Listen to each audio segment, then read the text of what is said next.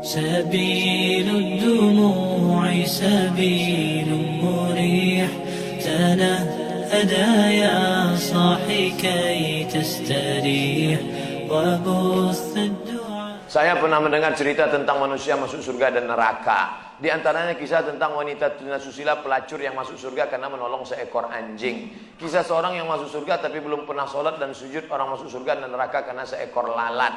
Pertanyaan saya, apakah saat ini sudah ada umat Nabi Muhammad atau manusia yang sudah berada di surga neraka? Bukankah manusia akan masuk surga neraka setelah hari kiamat? Kisah tentang seorang perempuan WTS membuka sepatunya, sepatu kulit, dimasukkannya ke dalam sumur, dituangkannya ke anjing yang menjulurkan lidah. Bukan umat Nabi Muhammad, tapi cerita tentang Bani Israel. Allah mengampunkan dia dan dia akan masuk surga.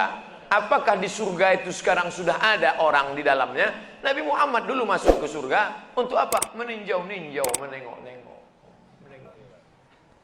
Orang yang soleh meninggal, rohnya masuk ke dalam burung paruh warna hijau.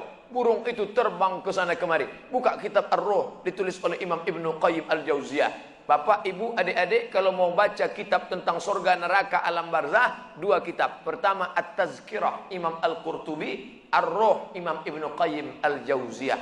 Ada orang-orang dibawa singgah ke surga jalan-jalan. Ini pemukiman, real estate, rumah mewah. Nanti akan ditempati 1 Januari 2018. Tapi sebelum itu orang boleh jalan-jalan, nengok, survei-survei dulu.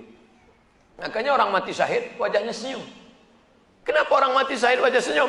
Karena sebelum nyawanya keluar, malaikat sudah mengepakkan sayapnya. Di situ nampaknya kau akan mati, kau tinggal di lorong blok C nomor 15. Senyum dia.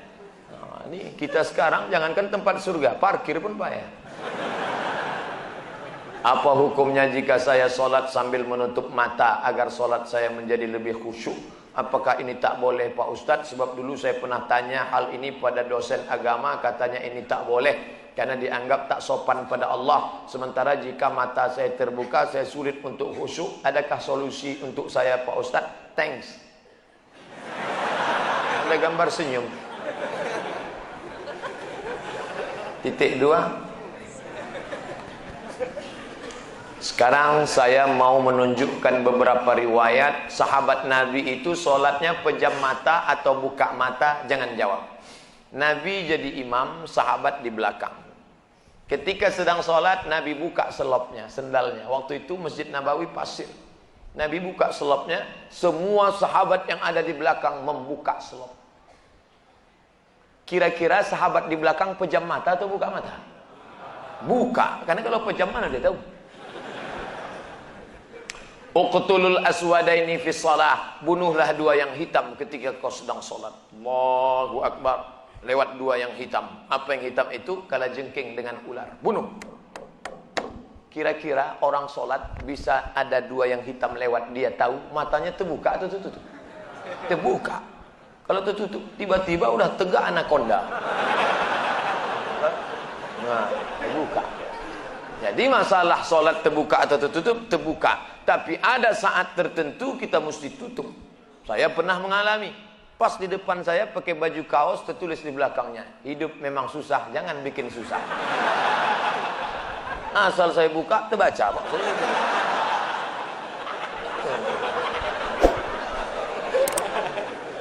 Jangan sholat ke masjid pakai baju bergambar-gambar, bertulis-tulis, pakai baju polos. Gambar. Sudahlah hari Jumat, besok terlambat datang ke tengah, tulis di belakang. Emang masalah buat lo? Kita bukan cerita sah tak sah, tapi efek pengaruhnya terhadap ibadah. Bagaimana pandangan Islam yang baik dalam mencari pendamping hidup seorang istri? 4 orang Pak Ustaz, sifatnya 4. Tungkahul mar'atu li arba'. Perempuan dinikahi karena 4. Apa yang pertama? 5 liha, karena kaya. Kenapa kau nikahi dia? Subhanallah Pak Ustaz, ku tengok cincinnya 3 biji. Kaya, tak salah. Wali hasabiha. Kenapa kau nikahi dia? Keturunan Pak Ustaz, darah biru. Payah kemarin waktu cari donor darah, biru darah.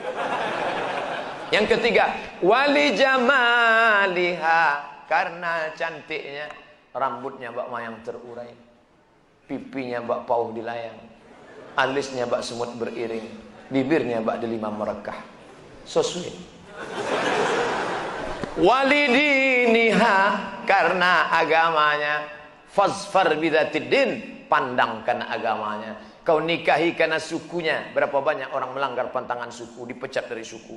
Kau nikahi dia karena kayanya, hartanya hilang melayang, kau tak suka lagi. Kau nikahi karena bentuk rupa, perempuan bagaikan bunga, kuntum mekar, setelah itu layu, semuanya layu, dia akan berubah. Nikahilah karena agamanya. Ustaz Somad, ya, saya mahasiswa Ustaz dulu, ya. Bisa, saya udah tamat kuliah Pak Ustaz, mantap. Udah kerja Pak Ustaz, alhamdulillah. Belum nikah Pak Ustaz, nauzubillah.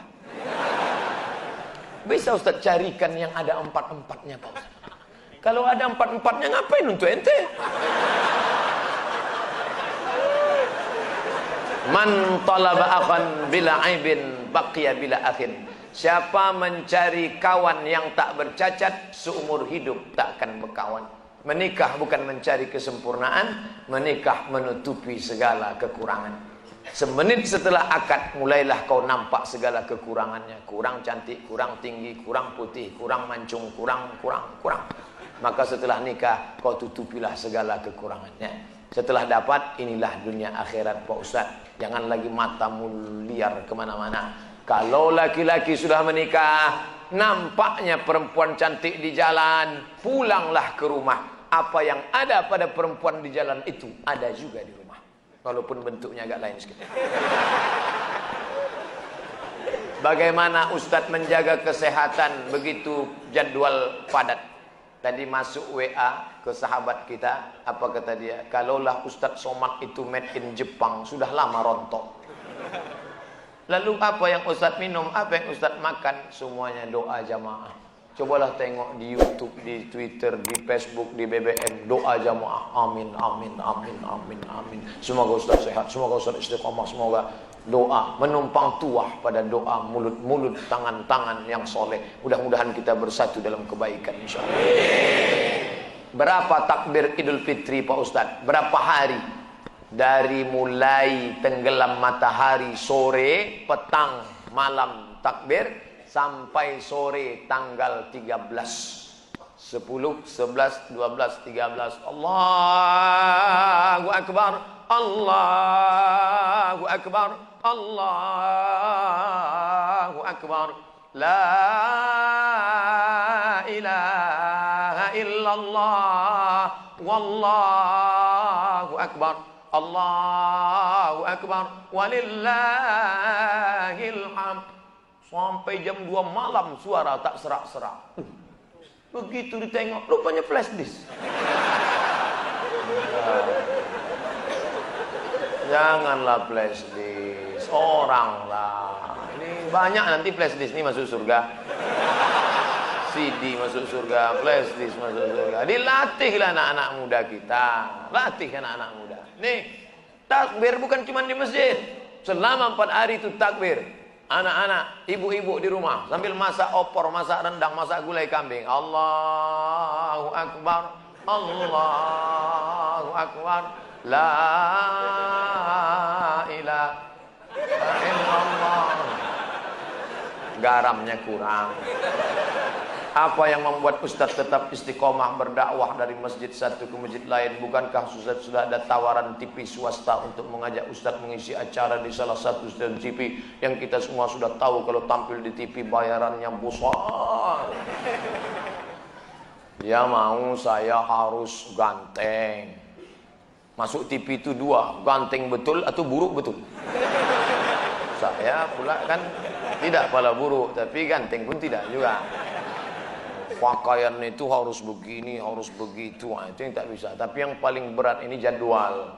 Jadwal harus gini. Saya tak bisa jadwal. Saya sudah penuh sampai 2018 Idul Fitri. Saya sudah. Nanti setelah itu barulah kita masuk ke TV-TV. Kok muat? Apakah memang ada hadis yang mengatakan tidak kujamin umatku 14 abad akan datang? Seandainya di sini memang ada, apa yang tidak dijamin? Sapaannya atau ibadahnya? Mohon pencerahan. Tak ada. Nabi jangan berkecil hati hidup zaman sekarang. Apa kata Nabi sallallahu alaihi wasallam? Al-ibadatu fil haraji kahijratin ilayya. Siapa yang tetap istiqamah beribadah padahal waktu itu banyak fitnah-fitnah, sama macam berhijrah bersama Nabi Muhammad sallallahu alaihi wasallam. Jadi jangan mengutuk nasib. Mengapa aku hidup di abad sekarang ini? Kenapa tak hidup zaman Abu Bakar, Umar, Utsman, Ali? Kalau mental model ini, hidup zaman dulu pun jadi Abu Jahal, Abu Lahab. Jangan berduka. Anak-anak muda, kalian yang banyak godaan, justru hebat. Ini anak-anak muda yang datang malam ini. Luar biasa. Tadi udah ada yang ngajak ke karaoke, ada yang ngajak ke night club, ada yang ngajak main gaple, ada yang ngajak dangdut. Dia tolak itu semua. Maka sama macam hijrah bersama Nabi Muhammad SAW. Tuh, bro, kita gimana karaoke malam ini? Tidak, aku mau ngaji ke sana. Ada Ustaz Somad datang. Itu. Setelah, jadi gimana? Pulang dari sana kita.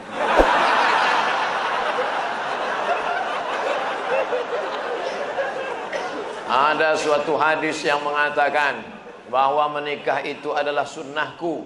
Barang siapa yang tak mengikut sunnahku maka dia bukan umatku. Bagaimana dengan Imam Syafi'i? Karena dalam buku autobiografi Imam Syafi'i mengatakan beliau tak nikah. Imam Syafi'i menikah. Dari mana Ustaz tahu Imam Syafi'i menikah? Bacalah biografinya. Yang tak menikah itu Imam Nawawi. Betul, ada imam dalam mazhab Syafi'i, Imam Nawawi. Imam Nawawi tak menikah, Imam Ibnu Taimiyah tak menikah, Sayyid Qutb penulis fi Zilalil Quran tak menikah, Syekh Abdul Fattah Abu Ghuddah menulis satu kitab judulnya Al-Ulama Al-Uzzab Alladzina Atharul Ilma Ala Zawaj, biografi ulama-ulama yang tak menikah sampai mati karena lebih memilih ilmu daripada nikah. Kenapa Ibnu Taimiyah tak menikah? Kalau Ibnu Taimiyah menikah, istrinya itu pasti tetap tinggal karena dia lebih lama di penjara daripada di luar penjara. Sayyid Qutb digantung 1966, mati dalam keadaan ditulisnya tafsir itu di penjara. Maka mereka itu memikirkan mudaratnya lebih besar. Tapi kalian yang muda sekarang jangan kalian ikut ini. Zaman Imam Nawawi dulu dia tak menikah, perempuan zaman itu biji matanya aja yang nampak. Godaan tak kuat. Zaman sekarang perempuan biji matanya tertutup, yang lain terbuka. Jangan jadi berubah zaman. Jangan kan aku mau ikut Imam Nawawi aja. Tak bisa, lain. Lain tak bisa. Godaan luar biasa. Ini saya mau pulang nih, godaan yang paling terberat nanti jumpa pramugari lah. Besok habis sholat Jumat mau pulang. Sudah jelas pakai peci, pakai baju koko, pasang muka seram mau lewat. Tetap ditegurnya. Nomor berapa? La ilaha illallah. Udah dapat nomor kursi duduk saya. Sengaja tak ada senyum-senyum. Tetap dia datang. Bapak seatbeltnya udah dipasang. Astagfirullahaladzim. Ramah betul lah dia. Silap pula lama-lama. مساك الفضاء الرحيب الفسيح تنحى يا حزن واهجر فؤادا توكل بجد بعزم فصيح فإني علمت بأنك نجوى ولبس خبيث